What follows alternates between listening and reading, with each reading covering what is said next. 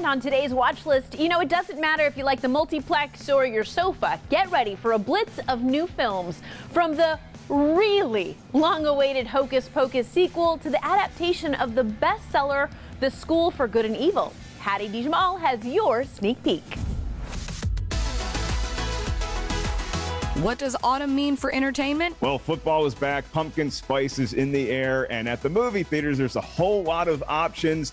Also on streaming services. Talking about some of his favorite fall movie options is Rotten Tomatoes contributing editor Mark Ellis. Up first, Hocus Pocus 2. Lock up your children!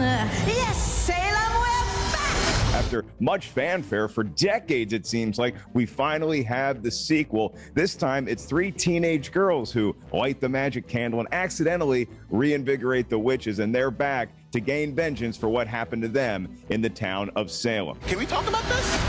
No.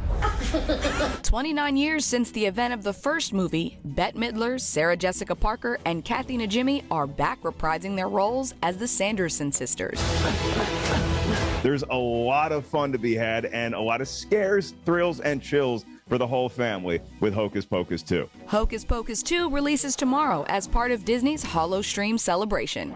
Up next, the greatest beer run ever. I'm gonna show them that this country is still behind them. Because I'm going to Vietnam and I'm bringing a beer! Yeah! Written and directed by the hit comedy director Peter Farrelly, this film stars Zac Efron, Russell Crowe, and Bill Murray. The greatest beer run ever started as a novel and then was a short. In 2015, the short started to make the rounds, and now it's a feature-length film with Hollywood A-listers attached.